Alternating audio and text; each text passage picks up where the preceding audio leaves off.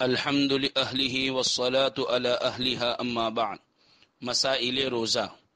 روزے کی حالت میں انہیلر استعمال کرنا۔ دمہ کے مریض انہیلر استعمال کرتے ہیں، اس کو منہ کے پاس لا کر پچکاری کی طرح دباتے ہیں جس سے خشک پاؤڈر کی طرح نکلتا ہے۔ حلق میں اس دوا کا ذائقہ بھی محسوس ہوتا ہے، پھیپھڑوں کو سکون بھی ملتا ہے، اس سے روزہ ٹوٹ جائے گا۔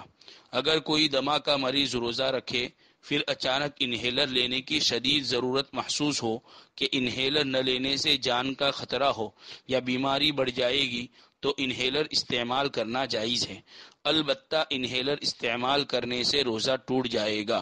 بعد میں قضا لازم ہے، کفارہ لازم نہیں ہے۔ کتاب الفتاوی۔ بواسیر کے اندرونی مسوں پر دوائی لگانا۔ بواسیر کے اندرونی مسوں پر مرہم یا دوا لگانے سے روزہ ٹوٹ جائے گا، مگر جو مسے باہر رہتے ہیں ان پر دوا لگانے سے روزہ نہیں ٹوٹے گا۔ احسن الفتاوی۔ کلی کرتے وقت حلق میں پانی چلا گیا۔ کلی کرتے وقت حلق میں پانی چلا گیا اور روزہ یاد تھا تو روزہ ٹوٹ جائے گا، قضا واجب ہے، کفارہ واجب نہیں۔ شامی۔ روزے کی حالت میں بیوی سے بوس و کنار کا حکم۔ کسی نے روزے کی حالت میں اپنی بیوی کا بوسہ لیا یا اس کے ساتھ چمٹا مگر جماع یعنی صحبت نہ کیا تو اس کا روزہ اس وقت ٹوٹے گا جبکہ اس کو انزال یعنی منی نکل آئے۔ منی نکلنے پر اس روزے کی قضا لازم ہوگی، کفارہ لازم نہ ہوگا، اور اگر منی نہ نکلے تو روزہ نہیں ٹوٹے گا، قضا اور کفارہ کچھ لازم نہ ہوگا۔ شامی۔ روزے کی حالت میں بیوی سے جماع کا حکم۔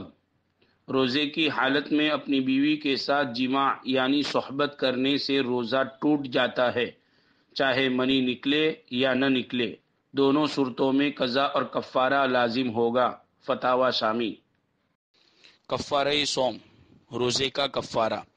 روزے کے توڑنے کا کفارہ یہ ہے کہ غلام یا باندی آزاد کرے۔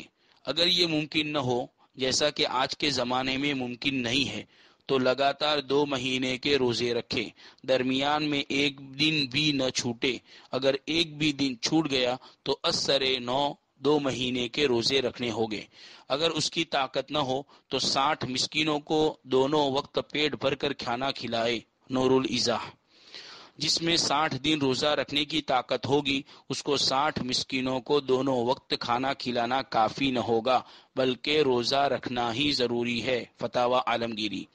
مسائل تراویح۔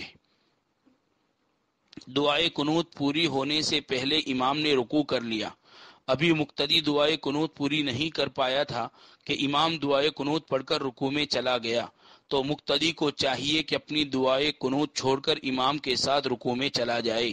شامی۔ دعائے قنوت بھول کر رکوع کر لیا، وتر میں دعائے قنوت پڑھنا بھول جائے اور رکوع میں چلا جائے تو دعائے قنوت کے لیے قیام کی طرف لوٹنے اور دعائے قنوت پڑھنے کی ضرورت نہیں ہے، بلکہ بہتر ہے کہ دعائے قنوت چھوڑ دے اور اخیر میں سجدہ سہو کر لے، کیونکہ دعائے قنوت واجب ہے اور واجب بھول سے چھوٹ جانے سے سجدہ سہو واجب ہوتا ہے۔ شامی۔ لیکن اگر رکوع کے بعد دعائے قنوت پڑھنے کے لیے دوبارہ قیام کی طرف لوٹ گیا تو اب دعائے قنوت پڑھ کر سیدھا سجدے میں چلا جائے، دوبارہ رکوع نہ کرے، اس لیے کہ رکوع کے بعد دعائے قنوت پڑھنے سے پہلا رکوع باطل نہیں ہوتا ہے، لہٰذا دوبارہ رکوع نہ کرے، اور اگر دوبارہ رکوع کر لیا تو نماز فاسد نہ ہوگی، لیکن یہ دوسرا رکوع لغو ہے، بیکار ہے۔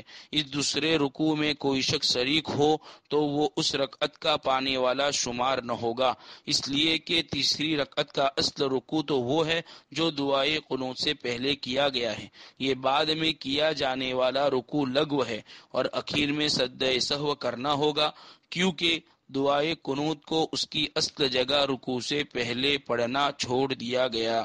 شامی۔